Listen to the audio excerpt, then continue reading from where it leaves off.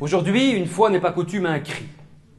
Cette année, des jeunes de 13-14 ans, rejetés, déboussolés, se sont empaquetés à quelques encablures d'un parc bruxellois dans des tentes bon marché pour se préserver des rigueurs de l'hiver. Romanichels en déroute, je les ai vus assis gris, faisant la manche pour quémander un quignon de pain, hagards et arborant, maigre acquis social, des piercings rouillés qui leur défloraient le visage.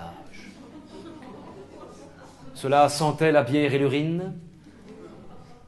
Ces petits cons zonaient là pour gagner l'honneur minuscule d'entrer les premiers à Forêt Nationale pour beugler leur attachement à Tokyo Hotel. Vous savez, ce groupe de rocs allemands constitué de quelques teenagers louches, accoutrés de ces vêtements noirs élimés de Matrix du pauvre, et tout l'attirail facial ferrugineux qui font passer les jeunes pour des consultants en quincaillerie, hein? Écrous de douze fichés dans les lobes, ou la hope en cuivre suspendue au pif, crucifixion nasale et l'indispensable pic à fondu transperçant les deux joues. Comme ça, en cas de barbecue, c'est bon. Comment ces morveux passent-ils les sas de sécurité dans les aéroports? Tokyo Hotel.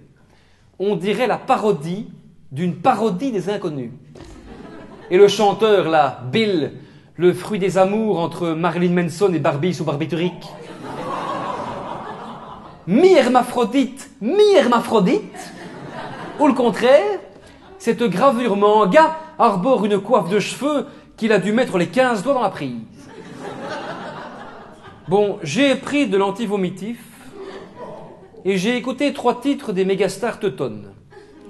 Honnêtement, il y a pire comme rock alternatif et au moins en concert ont-ils le bon goût de ne pas égorger des poulets vivants lors de chaque refrain ou d'uriner sur le premier rang. Notez que j'en connais qui ouvriraient la bouche et qui se retiendraient de cracher pendant 2 semaines. Ah, il y a des fans. Alors descendent d'avion des milliers de midinettes trempées comme un parc à moules breton en marée haute, pleurent, hurlent, se lacèrent la poitrine et scandent les noms de ces clones d'Indochine version ado. Je vous l'avoue, mesdames et messieurs, ce n'est pas une sensation désagréable d'être idolâtré de la sorte. J'étais au volant de mon véhicule le jour du concert, je longeais Forêt Nationale et une centaine de jouvencelles en chasse, à mon passage, m'ont reconnu et se sont légitimement rués vers moi en piaillant. Leur portable me mitraillait, moi qui n'étais même pas coiffé. Oh, débeauté, je suis sorti pour leur offrir un peu de mon corps et cet essaim de nymphomanes m'est passé dessus dans un nuage de délire en me piétinant de leurs chaussures de combat.